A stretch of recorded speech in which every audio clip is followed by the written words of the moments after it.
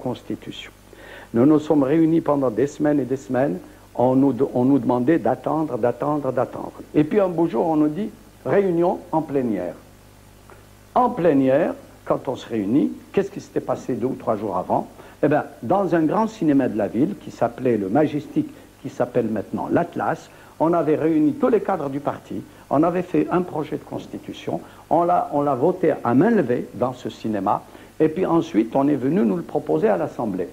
La constitution a été faite dans un cinéma par des gens choisis sur le volet, comme on dit. Trier sur le volet. Trier sur le volet. Et puis, évidemment, chaque fois, ils essaient de respecter les formes. Ils l'ont imposé à l'Assemblée constituante. C'est là où le sens de l'honneur, chez certains hommes comme Ferhat Abbas et d'autres, ont démissionné. Vous savez, il y a chez nous, je ne sais pas le traduire en français, dans une déchra, il y a des gens qui partent sur des chevaux pour jouer l'air. La femme, elle a vu son fils partir. Quelque temps après, ils sont revenus lui dire « Oulidak tah ». C'est-à-dire, à son départ, il est parti déjà. L'indépendance était mal partie.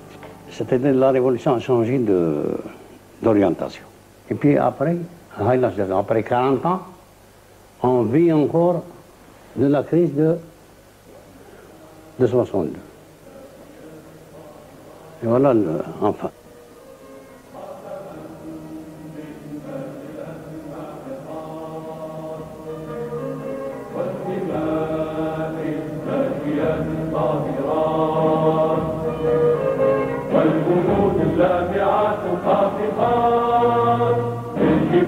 الشامخات الشاهقات نحن صرنا حياة أو ممات وعقدنا العزم أن تحيا الجزائر فاشهدوا فاشهدوا فاشهدوا.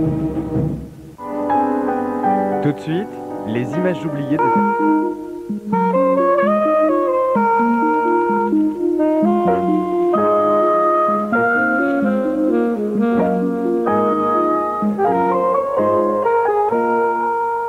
Le 9 octobre 1967, Ernesto Guevara, plus connu sous le nom de Che Guevara, est exécuté par un sergent des Rangers boliviens qui l'ont capturé la veille, et ce, sur ordre direct de leur président.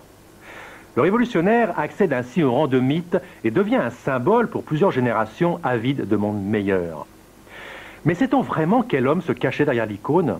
C'est un peu la question à laquelle le réalisateur Maurice Dugofson a tenté de répondre dans son monumental documentaire El Che, Ernesto Guevara, enquête sur un homme de légende, qu'on va voir tout de suite sur Culte.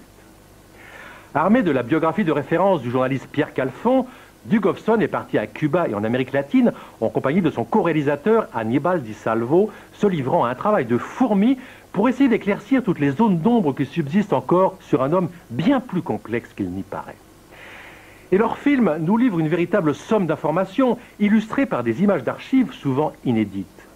Oui, Guevara a été le guerriero que l'on connaît, mais il a aussi supervisé personnellement les centaines d'exécutions qui ont suivi l'arrivée de Castro au pouvoir. Marxiste convaincu, en quête d'absolu, il rêvait de construire le véritable homme communiste. Mais bien peu étaient prêts à le suivre sur cette route, et quelques-uns voyaient même en lui un aventuriste encombrant. Bref, un film clé, un film indispensable sur l'une des grandes figures emblématiques du XXe siècle. Savez-vous que c'était un homme qui détestait se laver ? Il déclara un jour à des journalistes « Dans la jungle, c'est à l'odeur que chacun reconnaît son hamac ».